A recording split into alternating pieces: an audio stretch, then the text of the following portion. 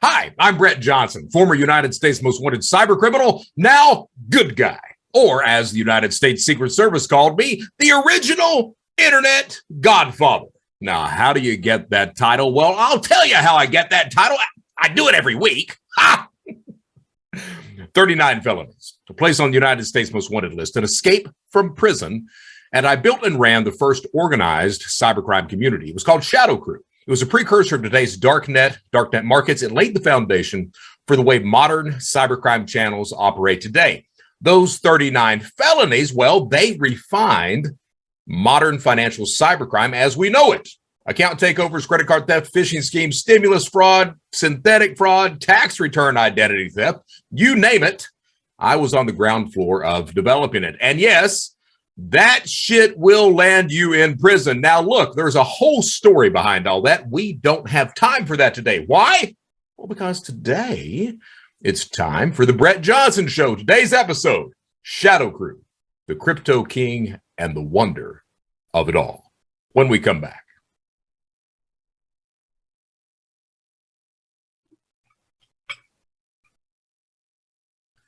All right, so we are back to the Brett Johnson Show. Today's episode, ShadowCrew, the crypto king and the wonder of it all. So we're not going to, here's the thing, I got to get to this episode because it may be a long one. I don't want it to be an hour and a half episode. I want to talk about what we need to talk about today, and that is The Hunt for the Crypto King on Netflix. I'm not sure how many people have watched it, but I know those guys.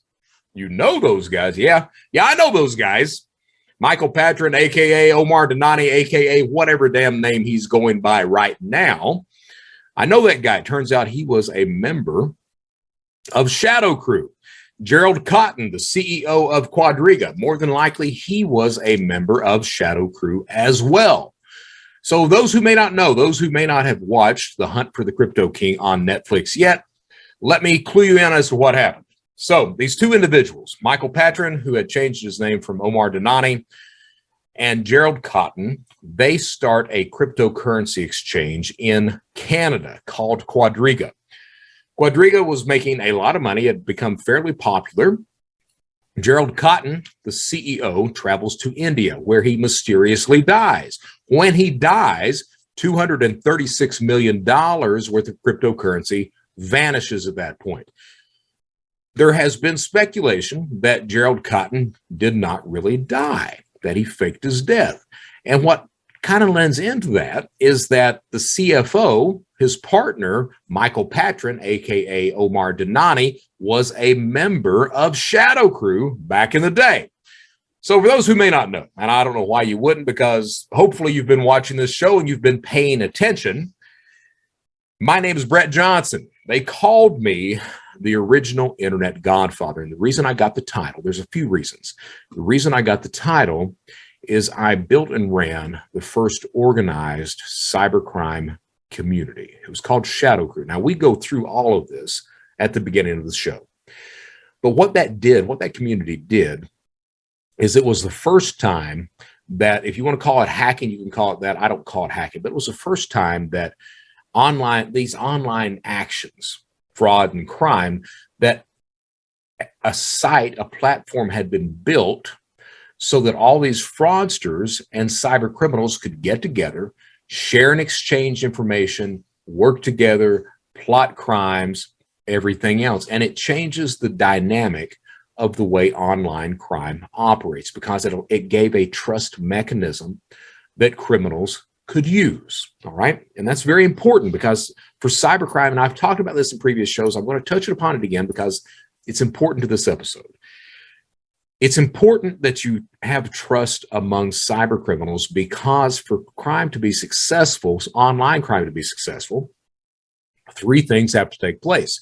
You have to gather data, commit the crime, and then cash it out. All three of those necessities have to work in conjunction. If they don't, the crime fails. Why even try? The problem is that one individual, one guy, can't do all three things. He can do one thing, sometimes two. Very rarely can he do all three. And that is why you have the dark web forums, the marketplaces, Telegram, Discord, subreddits, why you've got all these different channels that criminals go and discuss things with other criminals online. It allows them to network with criminals who are good in areas where they are not. That's important to understand that. All right. So ShadowCrew is the first time that that happens. And the way that ShadowCrew was built and the way the trust mechanism was installed lives on to this day. That trust mechanism is still in place across all cybercrime, financial cybercrime channels. So just remember that, okay? So Omar Dhanani, it turns out that ShadowCrew is not only a who's who of different types of online crime, but it's also a who's who of cyber criminals. The people that we had that were members of ShadowCrew still tend to make the news today. We had Omar, fuck! God damn it.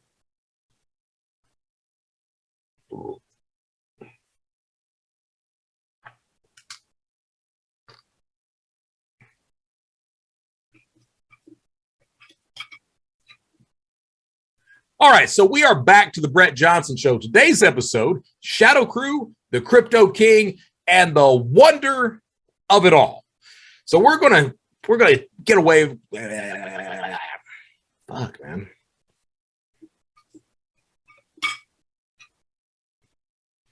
All right, and welcome back to the Brett Johnson Show. Today's episode, ShadowCrew, the Crypto King, and the wonder of it all. So I'm not sure how many people have tuned in to the Netflix docudrama or documentary or whatever you want to call it, called The Hunt for the Crypto King.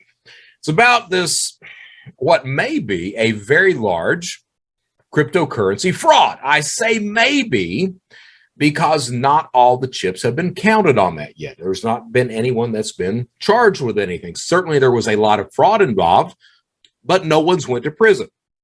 Turns out that these two individuals, one by the name of Omar Dhanani, he was actually going by the name of Michael Patron. After he had got out of prison, he changes his name to Michael Patron. So this gentleman by the name of Michael Patron partners with this other gentleman by the name of Gerald Cotton.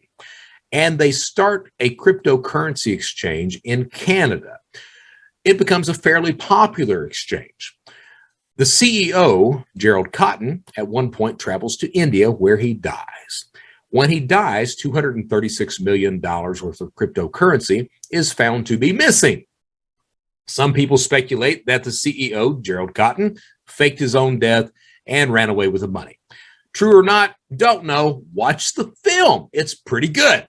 Now, I have not watched the film because I already know the events. I've done interviews about it. I've shot some documentaries about it already. I've even done a podcast for the CBC, the Canadian Broadcast Network up there, or whatever it is, Canadian Broadcast Channel. I did a podcast for them that talked about the Quadriga events and my role in that. Your role in that, right? Yes, my role in that, because it turns out that Omar Dhanani, a.k.a. Michael Patron, he was a member of ShadowCrew. And more than likely, Gerald Cotton was a member of ShadowCrew as well. See, it turns out that, yes, ShadowCrew is a kind of a who's who or what's what of all these different types of online crimes, but ShadowCrew is also a who's who of cyber criminals over the past 20-some years.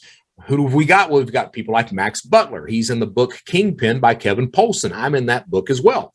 Max Butler steals 60 million credit card numbers. He ends up at one point, the book is called Kingpin, How One Hacker Took Over the Cybercrime Underworld.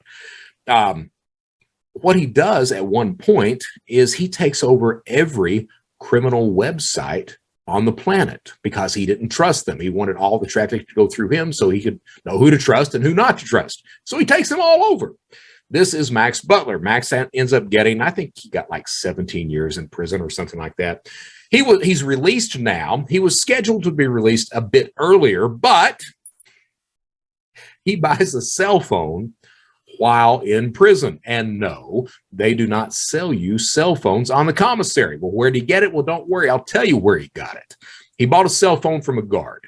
You see those $40 prepaid smartphones that you buy at Walmart? Those things sell for $1,000 behind the fence. So he gives the guard $1,000 for a cell phone. gets on the dark web, gets stolen credit card details, funds his buddy's commissary accounts, uses one of the stolen credit cards to buy a drone, uses the drone to have drugs, contrabands, and more phones sent into the prison. Needless to say, they find out about that, and needless to say, his release was postponed. We had Albert Gonzalez. Albert Gonzalez started as our forum techie. He goes on to be the largest credit card thief in history. 170 million credit cards, Heartland Payment Systems, Dave & Buster's, TJ Maxx. That's the dude. He gets not one, but two 20-year prison sentences. We had Jonathan James. Jonathan James as a minor. He breaks into the DOD and the Pentagon. He breaks into NASA and shuts the NASA computers down for 6 weeks. He then goes on, and once he gets out of that trouble, he decides he wants to try his hand at credit card theft.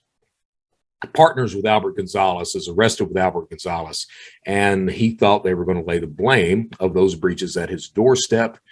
Truth of the matter was, probably he was the only competent man in the room. So he gets up one day, walks in his dad's bedroom, gets out the 45, steps in the bathroom, writes a note, walks in the shower, blows his brains out. That's the end of Jonathan James. We had Daniel Rigmaiden. Daniel Rigmaiden was a guy who was committed a lot of tax return identity theft. How do I know that? Well, I taught him how to do it. Not only did I teach him how to do it, but I helped to get him indicted after I taught him how to do it. So he gets indicted. They used a triggerfish. Back then it was called a triggerfish. These days it's called a stingray. But they used this triggerfish to locate him at that point. He decides he's going to be his own attorney. Yeah. Takes a lot of ego to do that shit, but he decides he's going to defend himself. The judge says, okay. He spends like 3 or 4 years in the county jail in Columbia, South Carolina, defending himself. He files over 1,000 Freedom of Information request forms until finally he gets one of these forms in that mentions some sort of secret device that was used to trace him. He realizes what that is, a triggerfish. Once he gets that, the government knows they've messed up. They actually come to him because they don't want any information out about these devices whatsoever. They go to Daniel Rigmaiden and they say, hey, if you plead guilty, we'll give you time served. You can walk out immediately.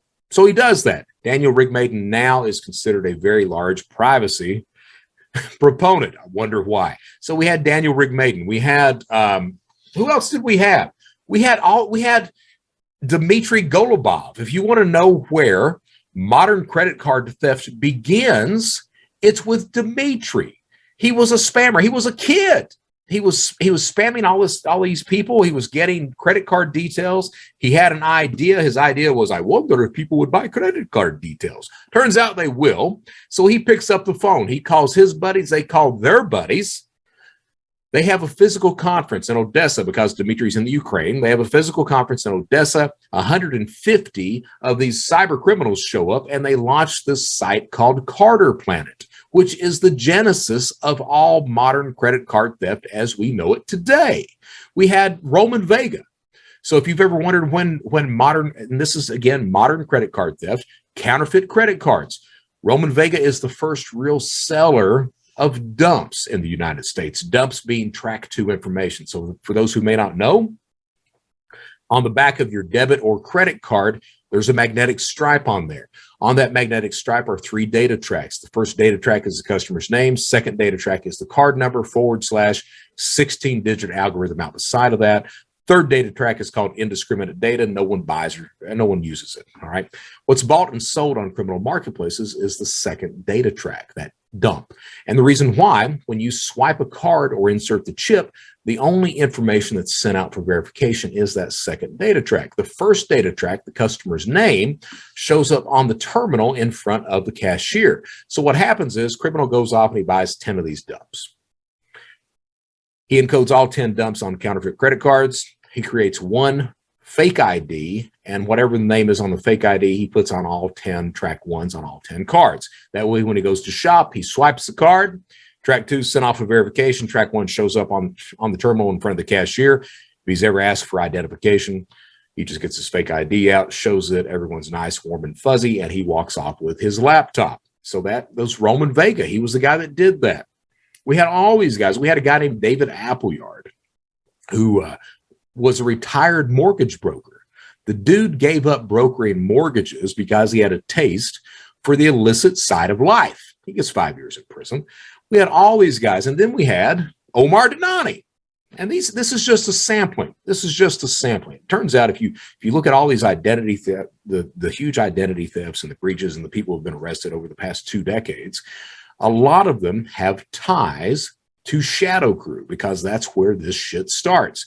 So in comes Omar Dinani, who later changes his name to Michael Patron. Now, what happens is ShadowCrew makes the front cover of Forbes, August 2004. Headline, Who's Stealing Your Identity? October 26, 2004, the United States Secret Service arrests 33 people, 6 countries, 6 hours. I'm the only guy publicly mentioned as getting away. Now, here's the funny thing. And no, there's nothing funny about it. But the odd thing is that the number of those arrested varies as to who you ask and what has been told to the media. The media was told 28 people arrested, okay? That is not true. 33 people were arrested. The problem is that some of those that people were arrested, they did not want them listed in that release or in the indictments that were coming down the pipe for various reasons. I'll give you an example. We had a gentleman by the name of Enhance, and there'll be some people that remember this, but back around 2003, Paris Hilton had her T-Mobile phone list published on the internet. There was a whole shitload of news about that, okay? That was us. It wasn't us. It was Enhance, one of the ShadowCrew members posted that. Now, that was called a hack in the press. It was not a hack. As I've said before, most criminals are not hackers. This idea of a cyber criminal being an upper tier computer genius, not really, okay? But Enhance worked at T-Mobile. That's where he got that information. That's how he was able to do that. Well, what Enhance also did was he intercepted text messages of the United States Secret Service investigating ShadowCrew, and he posted those on ShadowCrew. So when ShadowCrew does get popped, they did not want to mention Enhance in the indictments because, hey, that shit's embarrassing. We'll do this some other time. So that's what happens. You have people that were simply not mentioned. For example, Albert Gonzalez. Albert Gonzalez was indicted, but he was also a government informant. So a lot of that information was hidden at that point in time. Now, Albert, much like me, I worked for the Secret Service. Albert worked for the Secret Service. I screwed over the Secret Service. Albert screws over the Secret Service. I was very fortunate that I only got 7.5 years. Albert gets 2 20-year prison sentences. So we had all these people that, like I said, I named a few names, but it was a who's who of not only criminal products, but criminals that were in there. And there's not really been a group of people or that type of innovation in crime that's happened since that point. We had Silk Road with Ross Ulbricht. That changes the dynamic of online crime. Cryptocurrency changes the dynamic of online fraud. Refunding fraud changes the dynamic. Stimulus fraud changes the dynamic. You've had things that have changed the dynamic of online fraud, but the biggest thing so far, and I would argue that Tor is certainly up there, if not bigger than what ShadowCrew did. Tor's the 3 big ones I would say are cryptocurrency, Tor, ShadowCrew. All right. Now, Omar Dinani was a money launderer on ShadowCrew. So I mentioned those 3 necessities: gathering data, committing crime, cashing out. Gathering data, that's the stolen PII. It's the credentials. It's whatever tools are used to commit the crime. So that's under the gathering data aspect. Once you have everything that you need, you usually buy that. Once you have everything that you need, you go off and you commit the crime. And then finally, you cash it out. So cashing it out, it's more than just having money sent to an account. You have to be able to put cash in pocket. If you can't do that, you're useless. And the reason I say that, business email compromise. All right. It's very easy. to trick a payroll department into sending a couple $1 million to a bank account that you've just set up. All right. But you got to be able to get that money out of the account. The FBI, if you notify the FBI that you're a victim of business email compromise within 72 hours, they have an 80% success rate of getting that money back. They're very, very good at it. And the reason is that it becomes very difficult to get $2 million out of an account. You got to plan for that shit because of that. And there's reasons. Usually the attacker, the criminal, does not think that shit through. They think that, the new guys are thinking, well, as long as I get it sent to a bank account, I'm good to go. No, you find out pretty quickly. They call that shit back quick. All right. So that's one of the issues. The other issue is that a criminal is simply not in a geographic area where they can put cash in pocket. So you're committing stimulus fraud or unemployment fraud. You're in the Ukraine or the EU or down in Brazil. Well, you can commit the crime. You've got access to the data, but can you withdraw those funds from an ATM? Not for long. You can't, because if you're committing fraud, defrauding the state of California for unemployment insurance, and they notice the withdrawal is in Brazil, they're probably going to lock that damn account down. So you have to rely on money mules to do that for you, money launderers. That's where Omar Dinani comes in. So you've got a system of money launderers there. And typically what happens is criminals, and it was like this back in the day of ShadowCrew. So the way it would work is a criminal who had really no experience whatsoever, who really didn't know anything at all, they would come in and be able to offer two things. They would offer drop addresses. If you need to receive packages someplace or credit cards that you're setting up new accounts with or whatever you need, I've got drop addresses. I'll get the product and I'll forward it on to wherever you want to forward it to. That is still popular today. The other thing that inexperienced people could offer was money laundering, cashing out at an ATM. I say money laundering, but cashing out at an ATM. That's really where Omar gets his start. Dude didn't know shit to begin with, but he's able to offer cash out services. And what happens is the reason that he was able to do that, and I mentioned this on a couple other podcasts, I've mentioned it in the past. We were doing all these phishing attacks, getting hundreds of thousands of different identity profiles.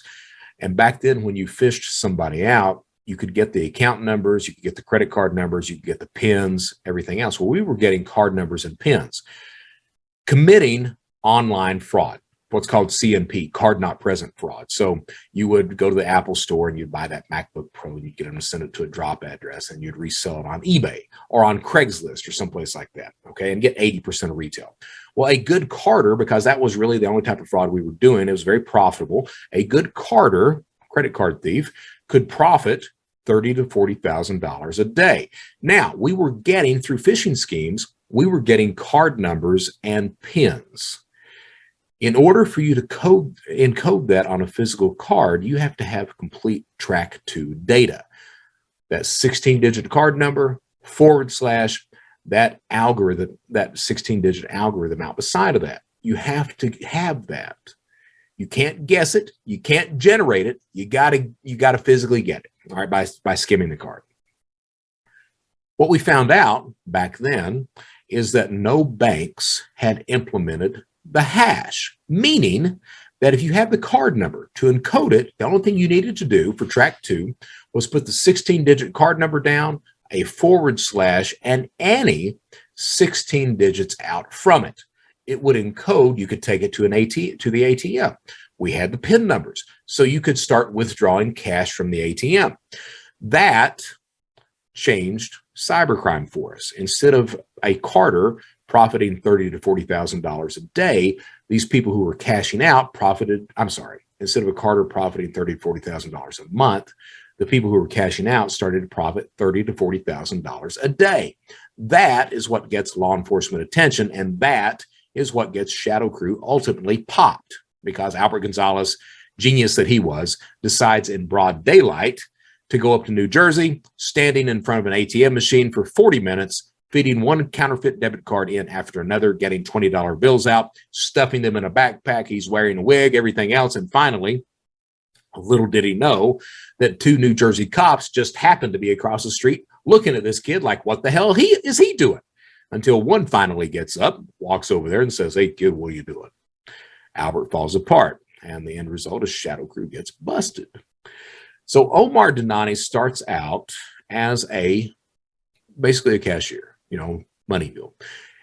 Now, there's a couple of precursors. You see, Bitcoin is not the advent of these types of currencies. It's not. You've got a couple of important precursors to crypto. Those precursors are e-gold and Liberty Reserve. Omar dealt in e-gold. He provided e-gold to people. So think of e-gold and Liberty Reserve as cryptocurrency without the blockchain. It operated the exact same. Now, the person who owned e-gold, he was publicly known.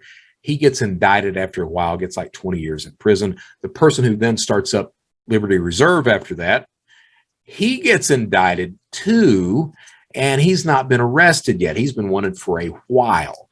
So, and what are they indicted for? They're indicted for money laundering, for allowing all that illegal activity to take place using their tokens, everything else. And if you look at cryptocurrency today, there's a whole shitload of illegal activity that circulates around those tokens.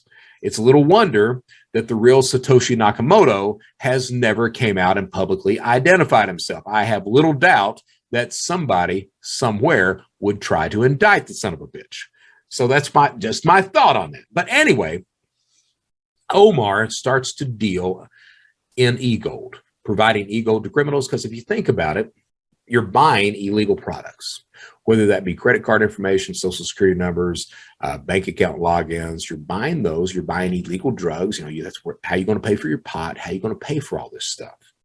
You're not going to give somebody a $20 bill. You're not going to send them a Venmo through your PayPal account because they're going to be able to identify you. So you needed some sort of anonymous way to shield who you really were in order to purchase these illegal and illicit items. E-gold provided that. Later on, Bitcoin provides that, and then Monero and Zcash and everything else. But back then, it starts out as e-gold. And I've said it before, I'll say it again. If you have a technology that allows criminals to be somewhat anonymous or to launder money, the first adoptees are criminals. Remember that.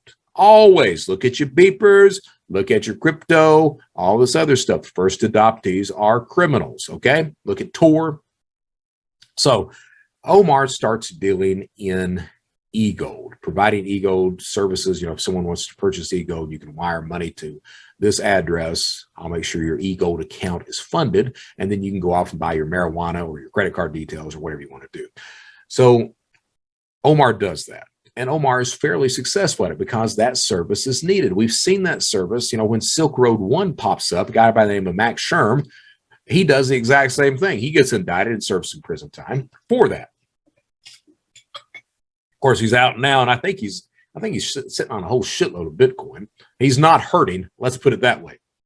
So Omar Denani starts out running basically an e-gold exchange on ShadowCrew. At one point, he even offers debit cards. So for those people who are involved in cryptocurrency, there's always been this thing, when do we get our debit card? Well, Omar had debit cards that were linked to e-gold back in the day. Now, at some point, the problem is that to fund all that stuff becomes very difficult because you didn't have the mechanisms in place today that you have with cryptocurrency. You didn't have those mechanisms back then with e-gold or even Liberty Reserve. What would happen is if you wanted e-gold, you would find an exchanger. And these exchangers tended to be coin shops. You had a couple of banks that were offshore that would do that. But most of the exchangers tended to be gold and silver and coin shops, all right? So you would contact one of these people and you would say, hey, I'm wanting to buy X amount of dollars of e-gold. And then they would say, okay, send the wire transfer to this address. And then, so you're buying, say, $300 worth of e-gold, you would send a wire over for $350. And that coin shop would profit $50 on that transfer. Okay, that's how they would make money. So, and the value of the tokens never really increased or went down at all. They were just kind of static. Stable is what they were. Okay, so Omar's dealing in that. the problem back then is that when you start up your own exchange, a lot of the time, so you're getting these wire transfers in. A lot of the time, criminals, he's got e-gold. He's not only wanting to buy e-gold, but he's wanting to sell e-gold. Well, Omar also offered that if you need to cash out, we can cash you out. So the problem is when you start cashing out, you've got a lot of people that may want to cash out, and you're running low on money. Sometimes you're not able to send them back the cash immediately. So Omar got his ass in trouble. So you got 100 people that are trying to cash out $10,000 in e-gold all of a sudden. That's problematic. You don't have $1 million on hand. So what the fuck do you do? Exactly. You sit there and you delay them until you get the money in to start paying these people off. So he got himself in trouble with doing that. Ended up getting banned. From what I remember, he got banned from ShadowCrew. Comes back under another name, which at that point I didn't have a problem with that because I understood what was going on with the dude. He was actually providing a decent service. He got in over his head. So he ends up getting banned and comes back later. Now, as I said, the e-gold guy, the guy who starts up e-gold, I think he was in the Caymans, he gets arrested, sentenced to like 20 years in prison. After e-gold shuts down, understand that criminals, yeah, okay, that token got shut down. We still need to buy drugs. We still need to exchange money for stolen data, everything else. So what are we going to do? And that becomes the entry of Liberty Reserve. Liberty Reserve worked the exact same way that e-gold worked, the exact same way. So Omar deals in Liberty for a while. Now, during all this point, of course, ShadowCrew's busted, everything else like that. Omar ends up pulling 18 months in prison is what his sentence was because, his dollar amount, they weren't able to prove that much, anything else like that. So he ends up getting 18 months in prison. When he gets out of prison, he partners. Well, first of all, he changes his name from Omar Dhanani to Michael Patron because he doesn't want anyone to remember that he is a criminal. He partners with Gerald Cotton. Now, Gerald Cotton was around back in the ShadowCrew days. He was a fraudster. There was no doubt about that. That's confirmed. He was a fraudster. He was doing all these scams and everything else. There is some question as to whether he was a member of ShadowCrew. Now, supposedly, now it's verified that both Omar Dhanani and Gerald Cotton, that they were associates on a site called Talk Gold or Midas Gold. All right. And that site was basically a forum type system where they discussed e-gold, then Liberty Reserve, then cryptocurrency, blah, blah, blah, blah, blah. All right. So they became buddies on that site. Now, what I can tell you is that if you were a scammer back in those days, there was only one place that you could frequent, and that was ShadowCrew. The other site was called Carter Planet, and it was a Russian-speaking site. If your ass didn't speak Russian, you were over on ShadowCrew. So the chances of Gerald Cotton being a ShadowCrew member, almost 100%, which means that both of those individuals, Gerald Cotton, Omar Dhanani, were ShadowCrew people. What did it mean to be a member of ShadowCrew? Back then, the platform of cybercrime had not evolved to the state that it is in today, because today it is a platform. Back then it was not. So today, cybercrime is so evolved that a criminal, someone who wants to commit crime, they don't need to understand any of the dynamics of online fraud at all to commit that crime. They can go to Telegram, they can go to the dark web on Dread, they can look at YouTube, they can go to some of these Facebook groups, they can go to Reddit, they can go to all these different channels and immediately start committing crime and immediately profit. They can go in, they can buy a tutorial for $5 to $10 that will teach them how to commit unemployment fraud. They can pay to take live instruction classes. Those classes range anywhere from $300 up to $2,500 plus, that teaches someone who wants to be a cyber criminal how to commit a specific type of fraud. A lot of the classes come with guarantees. If you don't make money by the time my class is over, I will refund you your tuition. And they mean that. So you can do that, or you can just simply ask in the channel, how do I do this? What do I need to do this? Can someone please help me? And usually you will get help. So that platform of cybercrime has evolved to the point that a criminal doesn't need to know anything to be a cyber criminal. They're basically a script kiddie these days. The platform itself is a sophistication. The criminals, by and large, are plug and play. That doesn't mean we don't have sophisticated criminals in these environments, but by and large, 98%, they're just plug and play. You can put any idiot in there and they're going to succeed because the platform itself has evolved to the point that it pretty much does it all for you. It provides the tools, the services, the information that you need, everything else. And the systems are in place to make sure that you get good tools, you get good data, all of that. Back in ShadowCrew, it wasn't like that. If you were a ShadowCrew member and a fairly successful member, you didn't have to be top of the tier, but if you were somewhat successful, you had to learn every single aspect of online crime. You had to learn how to fish. You had to learn how to what a drop address was, how to come up with drop addresses. You had to learn how to be a social engineer. You had to learn the security of different types of systems. See, today, a criminal doesn't really need to know the security system of a site that he's trying to defraud. You can go to a site like secondeyesolution.ch, which is a fake ID site. And there's actually a section there where you can click a box that they will design a fake ID that will bypass whatever type of security on the site that you're trying to target. So that's the way cybercrime is now. Back then, it wasn't like that. You had to learn how to make a fake ID. You had to learn what made a fake ID look good versus what makes it look bad. You had to learn all these different aspects, every single aspect of every single type of crime, because believe it or not, most of these frauds are interconnected. You start committing one type of fraud, the tools that you learn and the experience that you get from that type of fraud then goes on and allows you to commit the next upper tier fraud. And it continues on and on and on like that. Omar Danani was in that environment and he was fairly successful. So he would have learned all these different aspects of crime and identity, because one of the things that we were always doing on ShadowCrew was figuring out ways to commit identity theft or to fabricate new identities, get new social security numbers, things like that. For example, one of my members named Kim Taylor.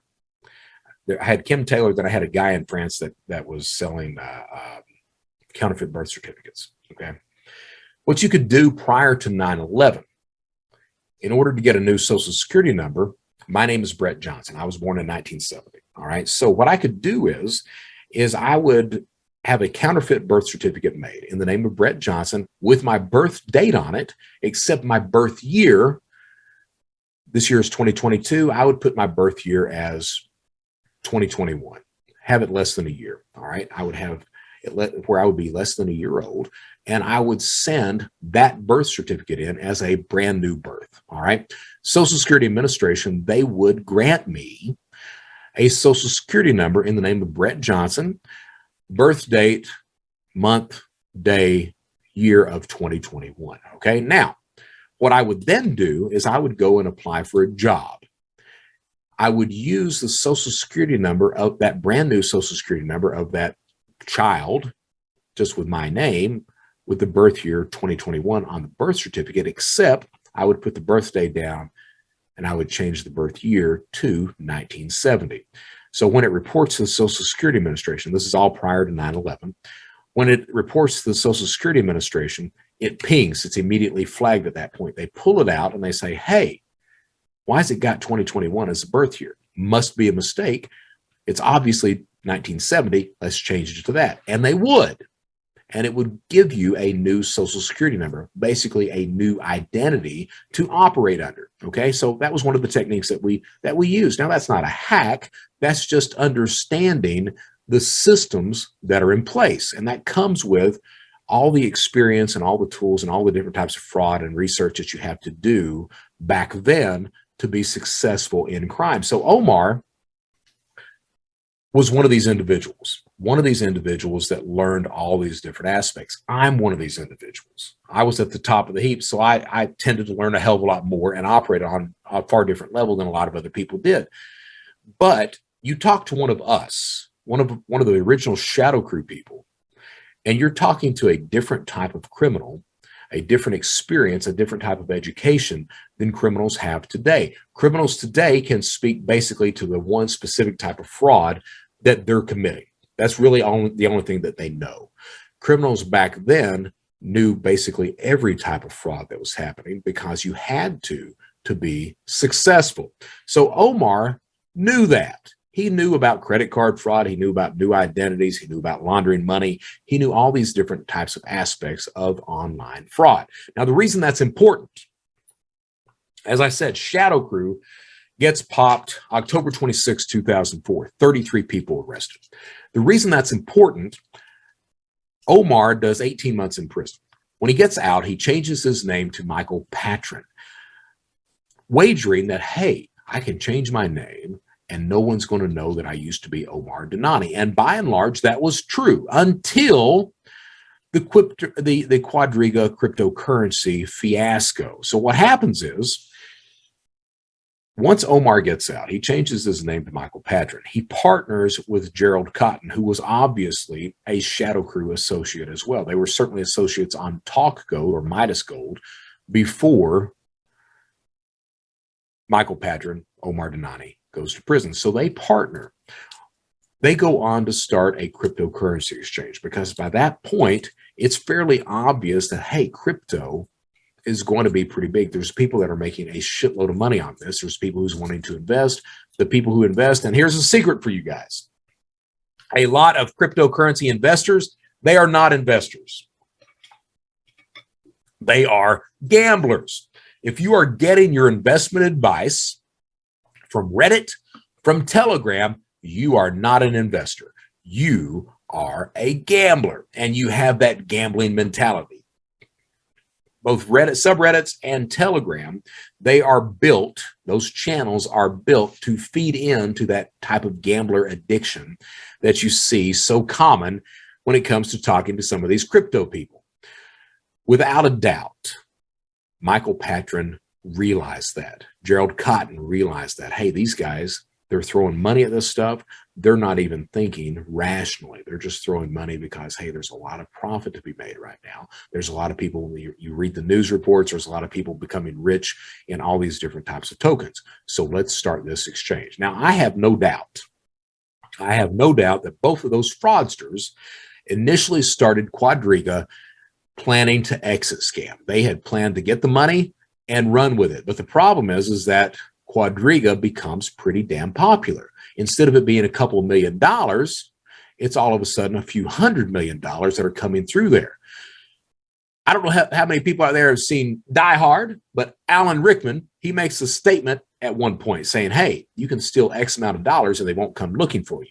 You steal 400 million and they will find you unless they think you're dead. Enter India.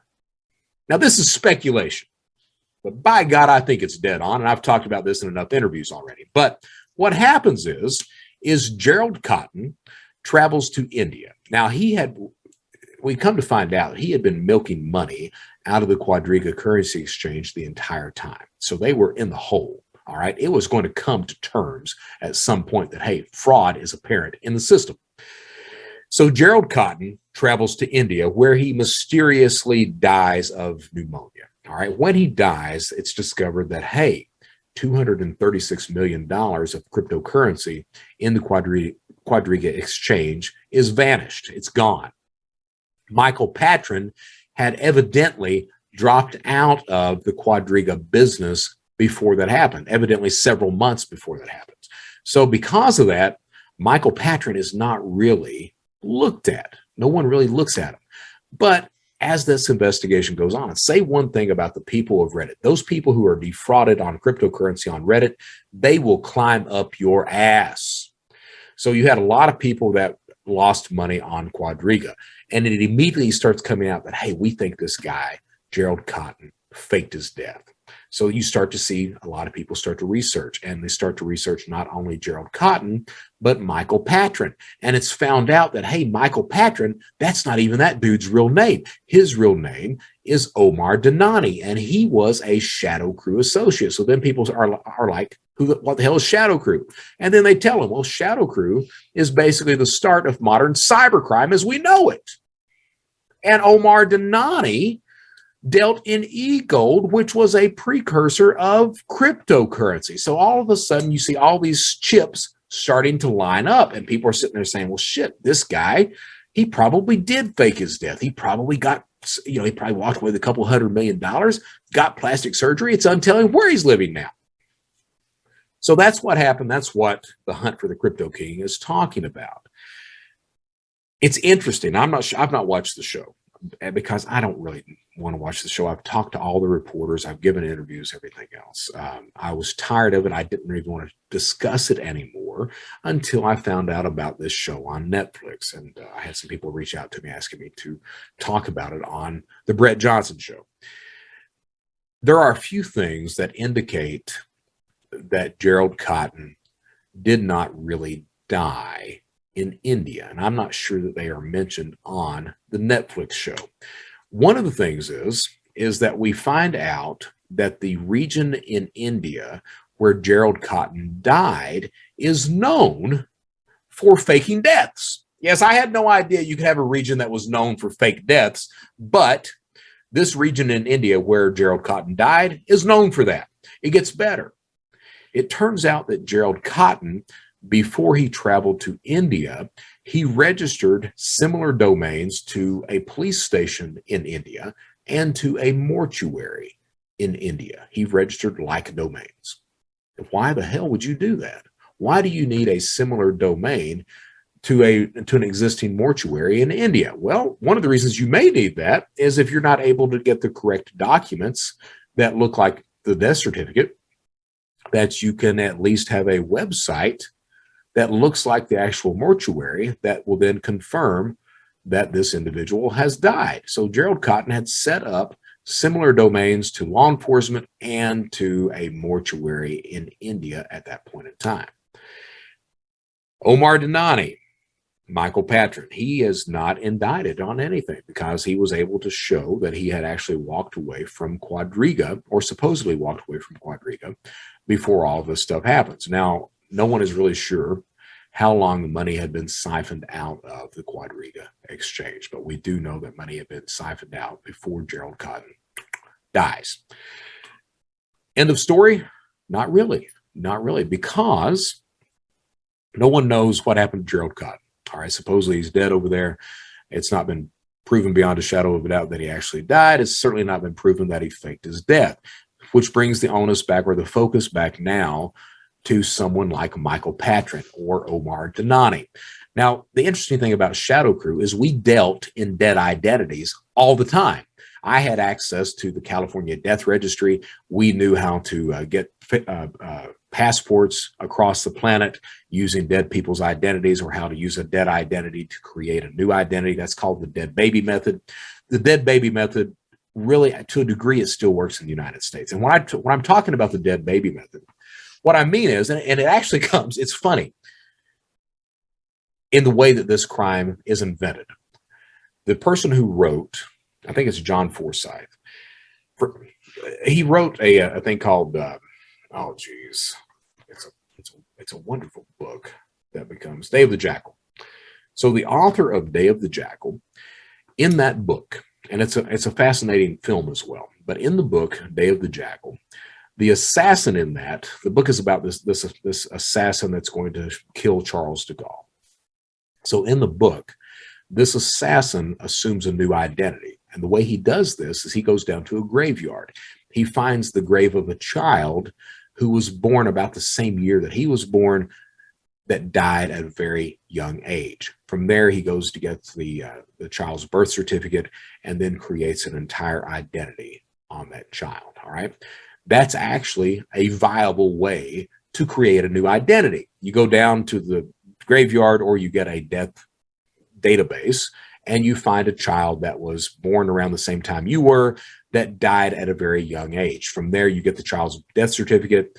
That way you get the mother's maiden name that's on the death certificate. Once you have that, you apply for the birth certificate. You're getting the birth certificate to make sure it's not stamped deceased on it. If it's not, that's a good target. From there, you start building that identity. You start, you can get credit cards, bank accounts. You start building that identity up to where you finally walk in and get a driver's license. Actually, you get the state ID first, then you get the driver's license. It usually stops there because to get the passport becomes extremely difficult in the United States, but you can certainly get a state ID and oftentimes a driver's license on a dead identity. All right. Worldwide, though, it becomes much easier. That dead baby method works like a charm in many countries.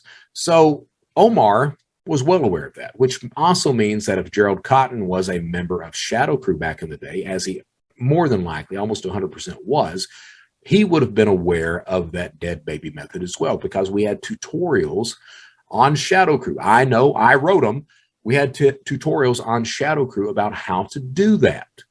So the chances, would Gerald Cotton have been able to fake his death and assume a new identity? Absolutely it would. Would he have gotten plastic surgery, as a lot of people hypothesize? You don't need to get plastic surgery in order to hide. The planet is very big. All right. So he would have been able to, grow a beard, dye hair, lose weight, gain weight, whatever he needed to do without getting plastic surgery to hide his identity. Absolutely possible. Whether it happened or not, I don't know. I'm just saying it's possible. I'm just telling you what, from my viewpoint, what could have happened. Now, Omar, largely forgotten up until a couple of months ago. So a couple of months ago, there's this other token, this other cryptocurrency token, that because DeFi has become pretty big in the crypto world. So there's this other token called Wonderland Time. It was going off at $10,000 per token until it's discovered that the chief financial officer of Wonderland is this guy named Michael Patron. As soon as that's discovered, Wonderland crashes from $10,000 a token down to $300 a token. As of last night, it was going off at $117 a token. So the value crashes from $10,000 down to $300, from $2.6 billion overall valuation to around $400 million valuation. All right. I think that's what it was, around $470 million. At the same time, we find out that Michael Patron, his Ether wallet, when Wonderland crashes, his Ether wallet is valued at about $55 million that he walks away with. So while all these people lost their life savings on Wonderland, Michael Patron walks away a multimillionaire. So the question becomes, where in the hell is Michael Patron? Well, it turns out he's not in Canada anymore. Last word is, and this has been about 6 weeks ago, last word was he was in Thailand, sitting on a very fat Ether wallet. As a matter of fact, as Wonderland was crashing, we saw that Michael Patron's wallet had been valued at about, or the wallet he had access to, had been valued at about $450 million, and it crashed down to about $70 million. After everything settled down, that Ether wallet was valued at $55 million, and it's his wallet. So the dude continues to scam, and Wonderland gets even more interesting at that point. The gentleman who starts up Wonderland knew for quite some time before it was publicly announced, knew that his chief financial officer was this guy named Michael Patron, that Michael Patron was actually Omar Dhanani, that Michael Patron had been involved in the Quadriga cryptocurrency exchange, that Michael Patron, aka Omar Dhanani, had served federal prison time for his part in ShadowCrew. All of that was known, which brings us to today. What the hell's going on? Omar Dhanani / Michael Patron has not been indicted on anything. Did he commit fraud? Absolutely, he's committed fraud. You think he just pulled that $55 million out of his ass? No, he didn't. He committed fraud. So I guess the point of the show, definitely go off and watch The Hunt for the Crypto King. It's well worth watching. Even though I've not watched it, I'm aware of the story. It's well worth watching. It's going to have a lot more details of what I'm talking about. I've only got, an hour and 10 to detail a lot of this stuff.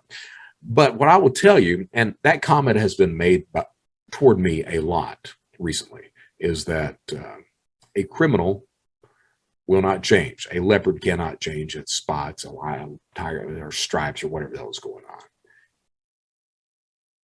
That's a good point to make, because the truth of the matter is that a upper tier fraudster, an upper level guy, you don't see a lot of us that turn things around.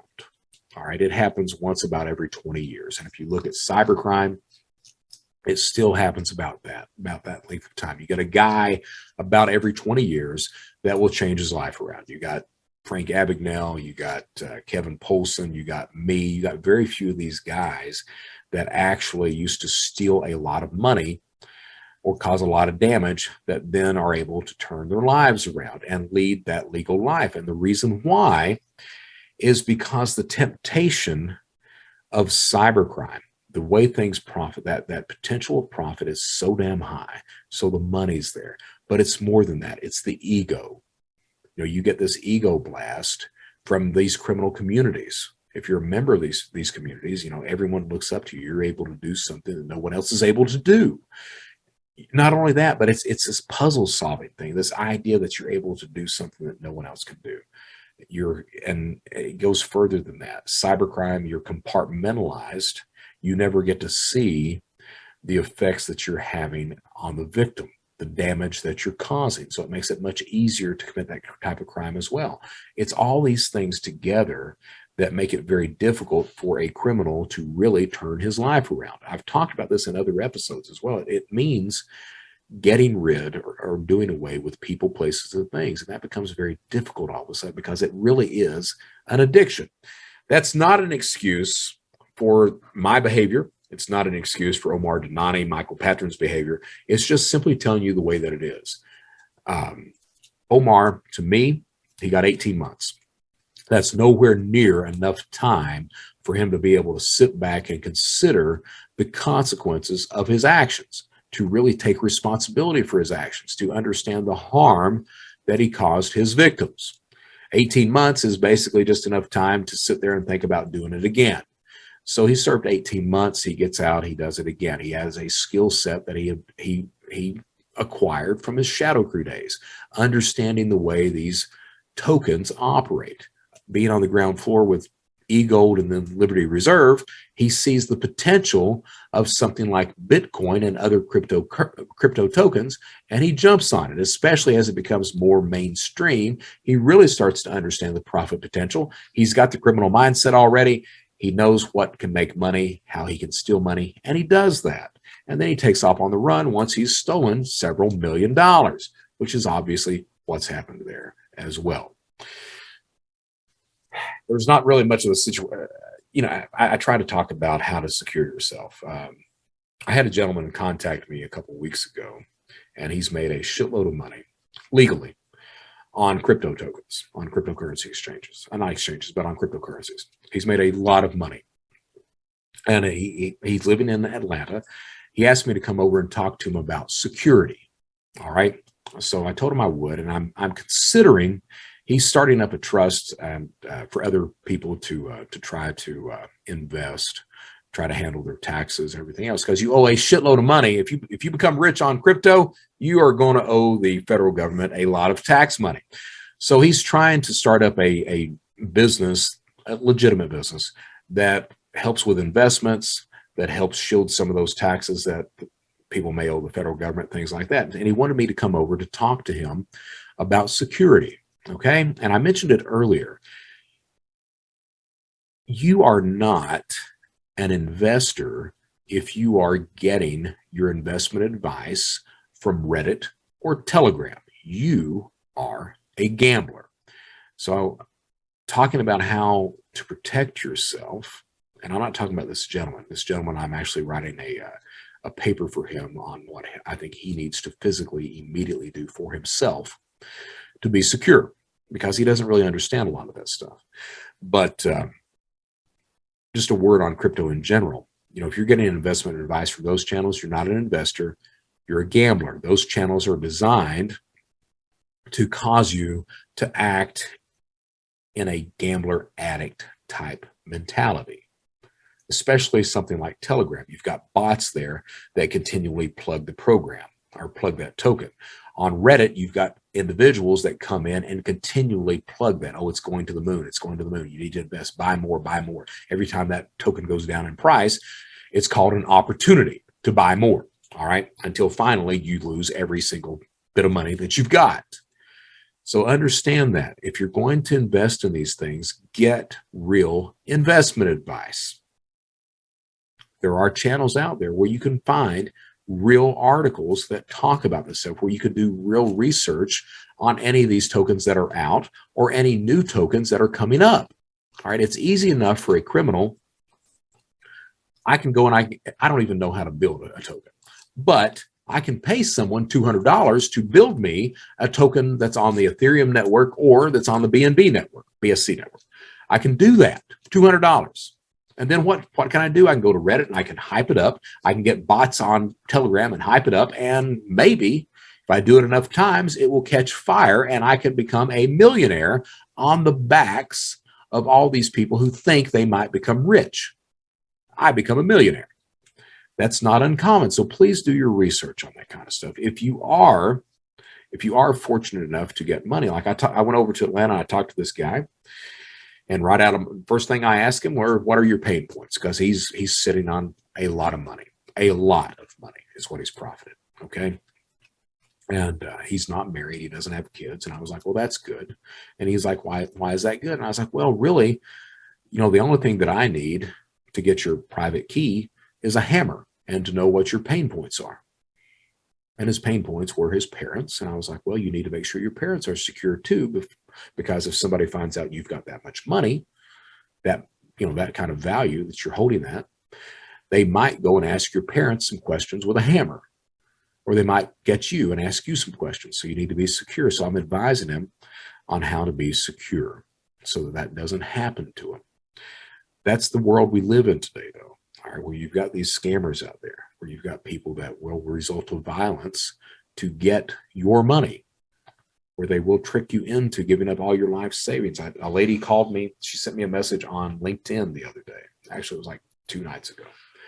I had just given a presentation at the Baltimore Fraud Conference.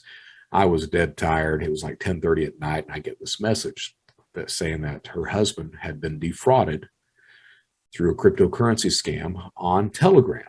So I called the lady. She was in Miami. I called the lady and she was very distraught. Her husband had lost $600,000 and through basically a Ponzi scheme, being told that, continue to invest with us and you're going to get a 20% return on your investment, until he finds out that there is no return on the investment. It's all a scheme to get you to send money. And the lady was distraught. And I'm dealing with her right now to try to ease some of the harm that's been caused. And I told her out of the gate, I was like, hey, I want you to understand, I'll do what I can, but the chances of your husband or you getting that money back, that money's gone. You're not going to get it back. Even if you arrest the criminal, if we're able to identify who this guy is, even if you identify who that is, he's not going to have the money. All right, it's done. And that's a difficult talk to have with a victim. Omar Danani, Gerald Cotton, Michael Patron, they are predators in this field, in the cryptocurrency field. And the reason these predators, one of the main reasons these predators are allowed or able to thrive through fake tokens, rug pulls, and I'm going to have an episode talking about all this, but I just wanted to touch upon this now because I think it's important to mention. But the reason that they're able to thrive is that by and large, there's no regulation around cryptocurrency. All right, there's no regulation at all. People it's the Wild West of finance. There's a lot of profit to be made. There's a lot of scams that are going around, and the scammers that are ripping people off, there's very little consequence that they face because there's no laws in place. There's no regulation in place that's making sure people are behaving themselves or exchanges are doing what they need to do. There's been tokens recently. Shiba Inu, for example, it goes off and it goes on a run. I mean, it's been massively profitable. It looks like it's calmed down now, but for a year it was massively profitable. One of the major crypto exchanges, they list Shiba Inu at one point. All right, and it's still listed there today, but they listed it starts to skyrocket. It starts to skyrocket to the point that people are like, hell, I'm a millionaire. I need to cash this out. So they go to try to cash it out, and the cryptocurrency exchange claims they have technical difficulties, which is not uncommon with exchanges. What happens is these exchanges start, somebody buys a token that's really worthless, and then all of a sudden it skyrockets and they want to cash out. Well, the crypto exchange doesn't have the cash to cash them out. So what do? They claim that the site's down, or we're having difficulties, or blah, blah, blah, blah, blah, until value on that token falls and they're able to cash it out for that user at that point in time. But the user tends to lose a lot of money, a lot of the profit potential that that user would have had. So what I'm saying is that we really need regulation in the industry. But unfortunately, the people who would come up with those regulations have no understanding whatsoever of crypto. If you've not seen any of the congressional hearings on this kind of shit, just tune into one on YouTube. You'll see these senators' faces. They're blank. They have no idea what the hell is being talked about. The aides are having to explain it to them over and over and over again, or the person testifying has to explain it to them over and over and over again. And these are the individuals that we're looking to come up with good regulation around cryptocurrency. It's kind of a, you talk about despair, that's despair. So I don't know where it all ends. What I would say is, please do your research. Please be aware of who you're investing with. If a token is out there, it's very important that you know who the developers of that token are. Look at Wonderland Time. We had Michael Patron, a guy who was involved in Quadriga, where they $236 million of investors' currency disappeared. He was a member of ShadowCrew. So be aware of who these people are that are coming up with these tokens. Invest in a token that is respected, that you know everything about. Invest in a cryptocurrency exchange. There are some very big ones out there, some big ones that are investigated as well, but make sure you do your research. Make the best possible choice that you can, the most informed choice that you can. Kind of a despair. I'm kind of in despair today because, you know, I look back on somebody like Omar Denani, and I remember all the people that I was associated with and all the victims that I had when I committed crime. And it really causes one to just, you know, what the hell? What the hell? Because this stuff continues on to this day. Omar, he needs to do a lot of prison time, and he's not been indicted at all. At all. There's something wrong with that. So I'm Brett Johnson. I don't know what else to say about that. I'm Brett Johnson. This is the Brett Johnson Show. What do we say? We say stay safe, stay secure, stay vigilant. At the end of the day, this is the Brett Johnson Show. Just do the right damn thing. I'm Brett Johnson. Thank you for listening. Until next time.